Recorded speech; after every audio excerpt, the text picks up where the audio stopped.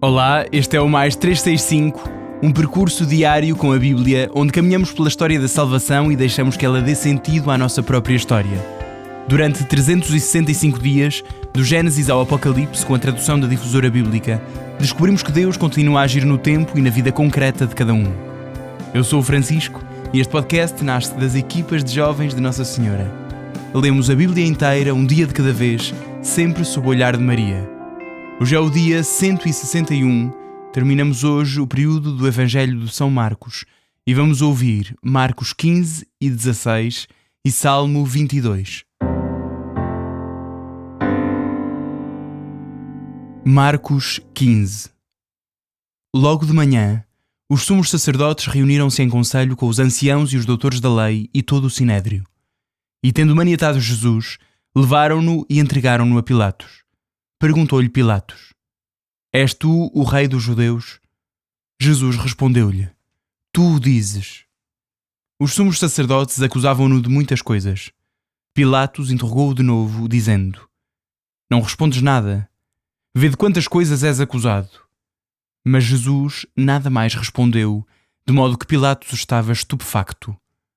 Ora, em cada festa, Pilatos costumava soltar-lhes um preso que eles pedissem. Havia um, chamado Barrabás, preso com os insurretos que tinham cometido um assassínio durante a revolta.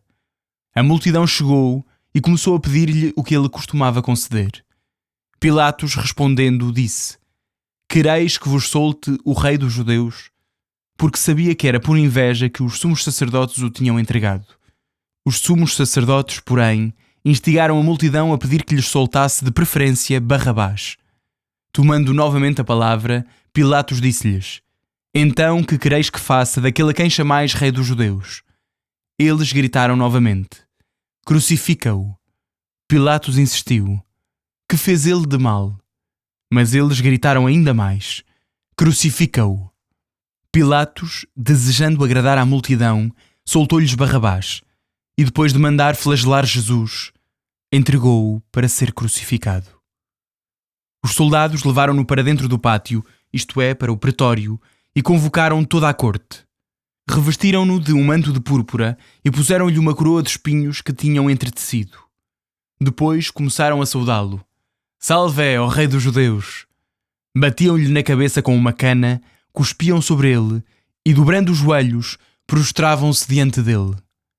Depois de o terem escarnecido, tiraram-lhe o manto de púrpura e revestiram-no das suas vestes. Levaram-no então para o crucificar. Para lhe levar a cruz, requisitaram um homem que passava por ali ao regressar dos campos, um tal Simão de Cirene, pai de Alexandre e de Rufo, e conduziram-no ao lugar do Gólgota, que quer dizer lugar do crânio. Queriam dar-lhe vinho misturado com mirra, mas ele não quis beber. Depois, crucificaram-no e repartiram entre si as suas vestes, tirando-as à sorte, para ver o que cabia a cada um. Eram umas 9 horas da manhã quando o crucificaram. Na inscrição com a condenação lia-se: O Rei dos Judeus. Com ele crucificaram 2 ladrões, um à sua direita e outro à sua esquerda. Deste modo cumpriu-se a passagem da Escritura que diz: Foi contado entre os malfeitores. Os que passavam injuriavam-no e, abanando a cabeça, diziam: Olha o que destrói o templo e o reconstrói em 3 dias. Salva-te a ti mesmo, descendo da cruz. Da mesma forma, os sumos sacerdotes e os doutores da lei troçavam dele entre si. Salvou os outros, mas não pode salvar-se a si mesmo. O Messias, o Rei de Israel, desce agora da cruz para nós vermos e acreditarmos. Até os que estavam crucificados com ele o injuriavam.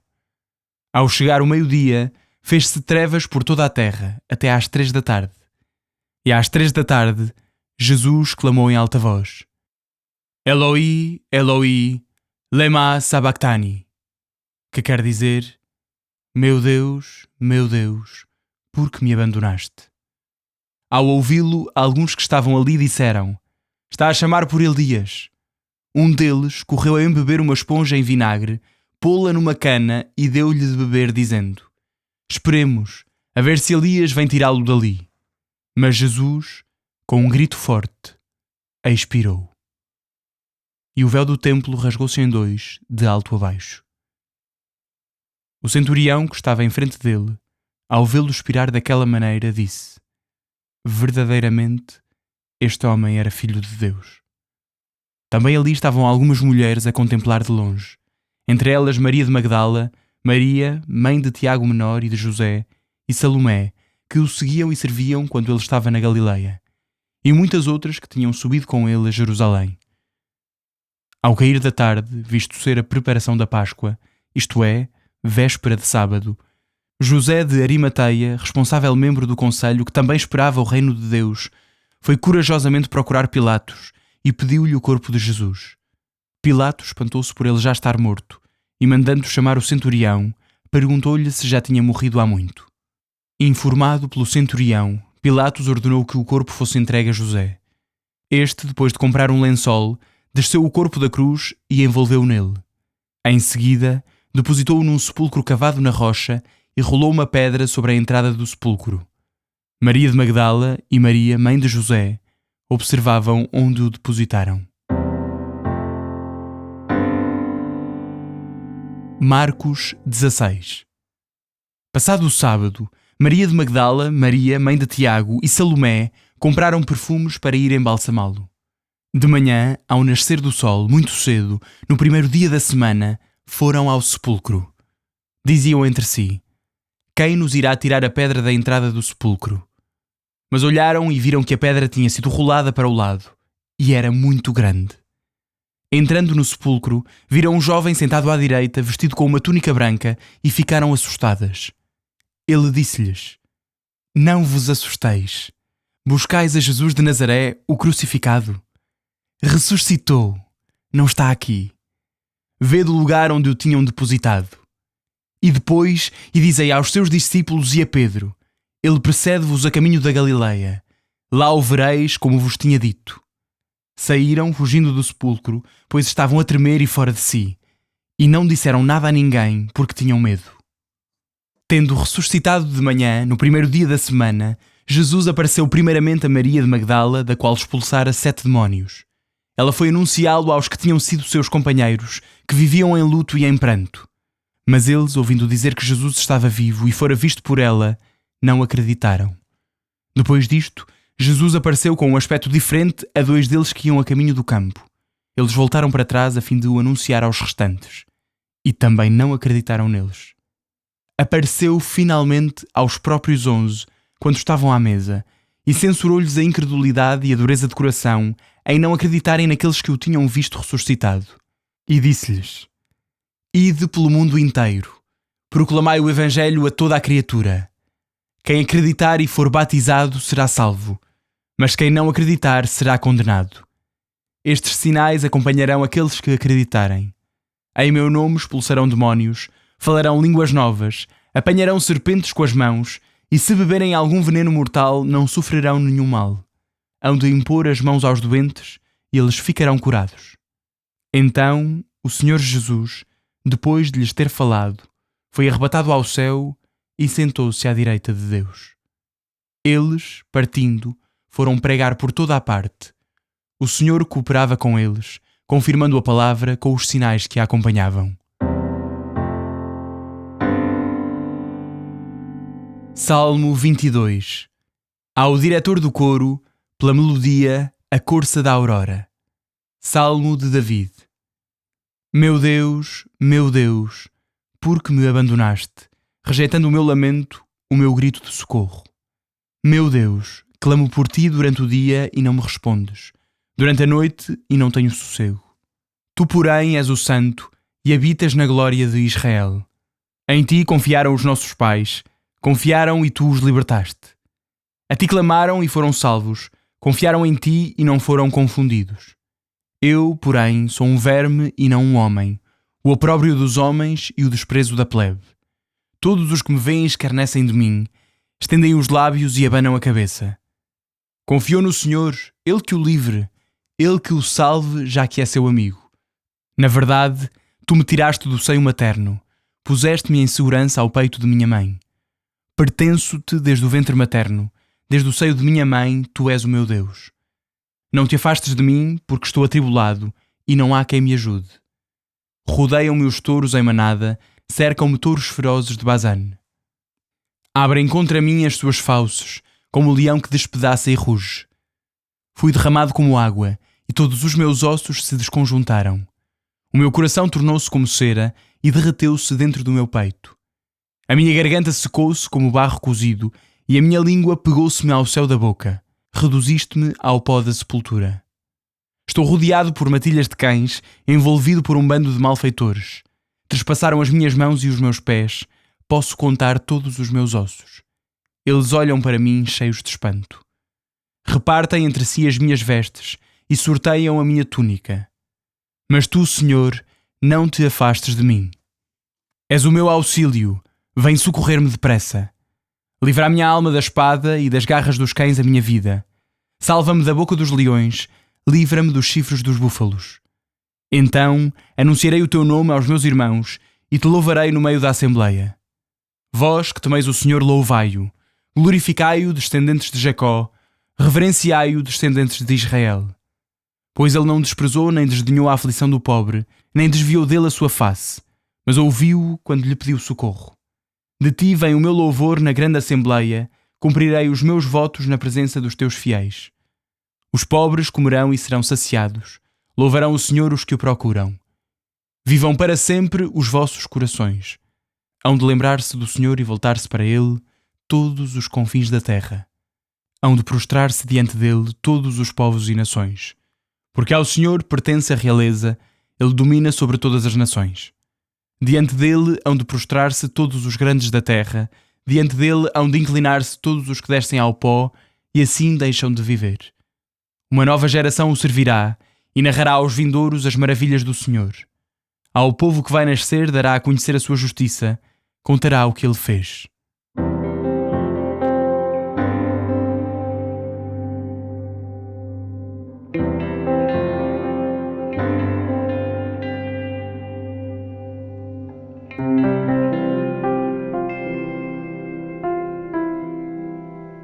Olá, caros ouvintes, vamos para o 8º e último episódio sobre o Evangelho de São Marcos. Chegamos aos capítulos 15 e 16. O capítulo 15 narra o julgamento de Jesus e o cumprimento da sua pena. A crucifixão é contada com muita sobriedade e severidade, sem pietismo sentimental, sem anjos consoladores, sem milagres de última hora. Jesus morre com um grito. E o primeiro a reconhecê-lo como Filho de Deus é um pagão, o centurião romano que supervisionou a sua execução. Por outro lado, o capítulo 16 é ainda mais surpreendente. Um túmulo aberto e vazio, um jovem vestido de branco e mulheres que fogem aterrorizadas porque um anjo diz que Jesus ressuscitou com uma promessa de que ele vai adiante para a Galileia. Aqui, já na Galileia, os discípulos, depois de estarem com Jesus vivo, veem-no a ser arrebatado para o céu e continuam a sua missão de espalhar a palavra, a boa notícia, o Evangelho que receberam. No capítulo 15, o cenário muda da casa do sumo sacerdote, final do capítulo 14, para o palácio de Ponço Pilatos, início do capítulo 15. Jesus, que tinha sido condenado pelo tribunal religioso, é agora entregue ao poder político romano. É um momento dramático de contrastes e de escolhas. Pilatos, sabendo que Jesus estava inocente, tenta lavar as mãos e dá ao povo a escolher: libertar Jesus ou Barrabás, um assassino rebelde. Manipulada pelas autoridades, a multidão escolhe o criminoso e grita para Jesus: crucifica-o. Marcos narra as horas seguintes com uma ironia profunda. Os soldados romanos vestem a Jesus um manto de púrpura, tecem uma coroa de espinhos e ajoelham-se diante dele, troçando: Salve, Rei dos Judeus. O que aqueles soldados faziam para ridicularizar era, na verdade, a mais pura da verdade. Jesus é rei, mas o seu trono não é de ouro, a sua coroa é de dor e a sua realeza manifesta-se no silêncio de quem aceita carregar as nossas culpas. Jesus é depois levado para fora da cidade santa, para uma pequena colina rochosa chamada Gólgota, ou Calvário, o lugar de execução dos criminosos, num sítio de passagem, junto a uma das portas da cidade, para que todos pudessem ver. São 9 horas da manhã quando o pregam na cruz. Marcos faz questão de sublinhar o abandono total de Jesus. Os que passam insultam-no, os chefes dos sacerdotes zombam dele e até os ladrões crucificados ao seu lado o injuriam. Ao meio-dia, as trevas cobrem toda a terra até às 3 da tarde. É a criação inteira que entra em luto pelo seu Criador, e no limite da sua agonia, Jesus lança aquele grito que ecoa pelos séculos: meu Deus, por que me abandonaste? Não é um grito de desespero, mas a oração do Salmo, de quem se entrega ao Pai no meio do abismo. Jesus dá um forte grito e expira. Nesse exato momento, o Evangelho registra 2 acontecimentos extraordinários. Primeiro, o véu do templo rasga-se de alto a baixo.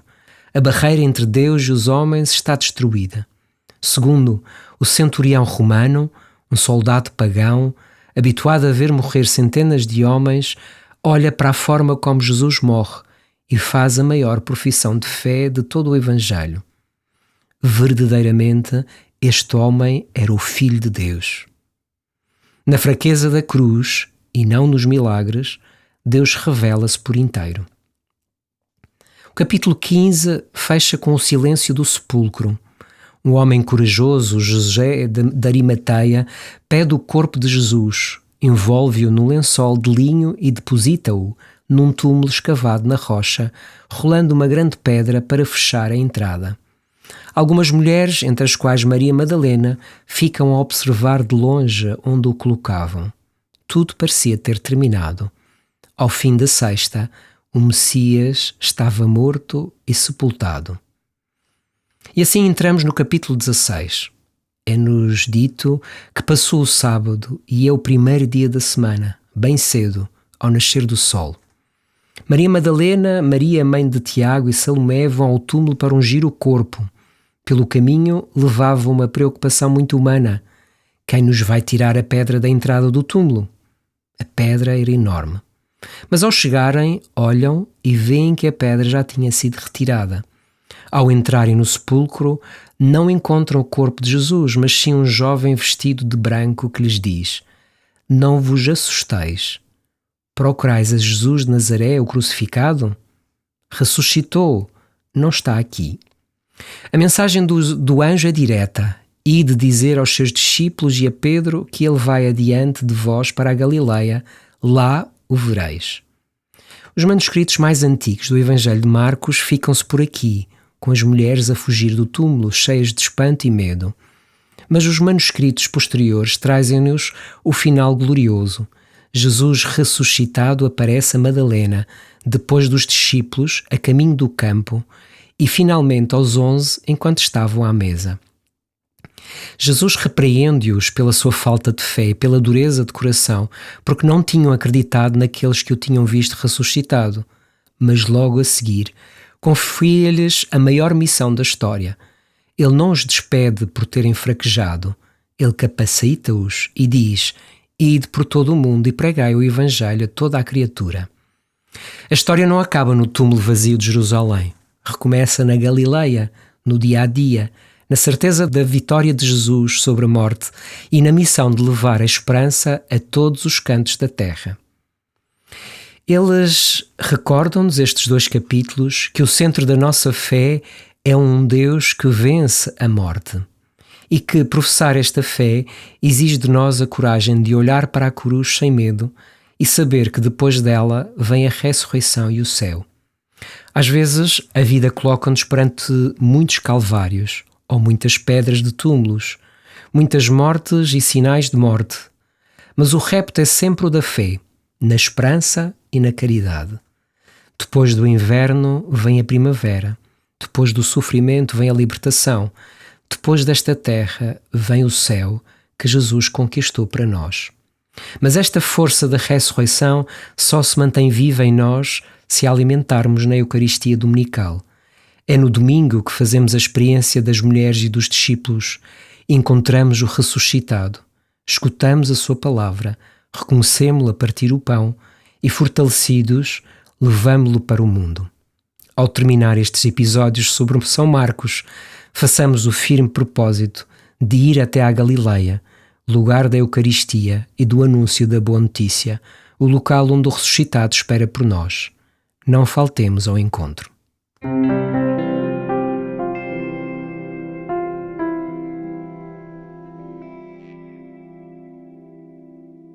A minha alma glorifica o Senhor, e o meu espírito se alegra em Deus, meu Salvador.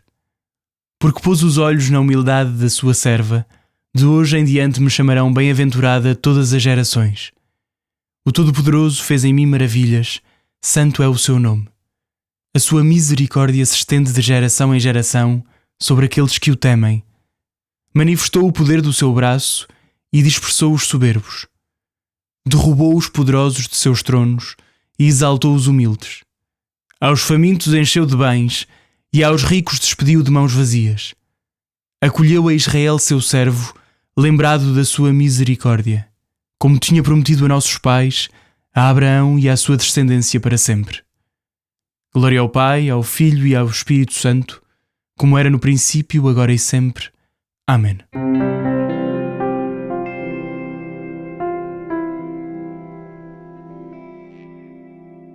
Terminamos o Evangelho de São Marcos. Jesus ressuscitou. Amanhã temos um novo período, o reino dividido e com ele também um episódio especial. Um abraço em Cristo. Até amanhã.